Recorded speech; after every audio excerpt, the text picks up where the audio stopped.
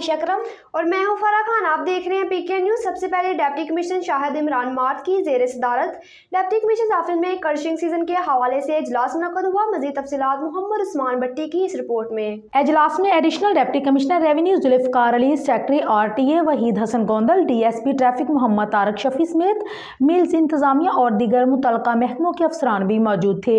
Deputy commissioner Shahid Imran mart ने इजलास से खिताब करते हुए कहा है कि मिल्स इंतजामिया हुकूमत की जानिब से गन्ने की मुकर्रर करदा कीमत की अदायगी को यकीनी बनाएं और ट्रैफिक की रवानी में इंतजामिया से ताउन करें। उन्होंने ट्रैफिक पुलिस, मिल्स इंतजामिया और दीगर मुतल्लिका महकमों को एक जामिया ट्रैफिक प्लान मुरतब करने की हदायत की और मिल इंतजामिया को पेट्रोलिंग के लिए एक मोबाइल व्हीकल्स फौरी तौर पर मुहैया करने की हदायत की, जो गन्ने किलो ट्रालियों की रवानी, पार्किंग और खराबी के दौरान मददगार साबित होगी। उन्होंने किंग चौक से सतसिरा चौक तक सड़क के दोनों तरफ हर किस्म की रुकावट को फौरी तौर पर खत्म करने की भी हदायत की।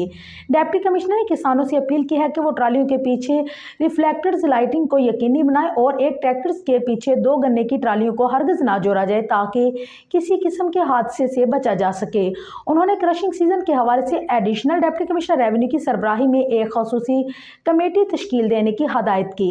मिल इंतजामिया की जानिब से किसानों और इंतजामिया से भरपूर ताउन की यकीन दहानी करवाई गई।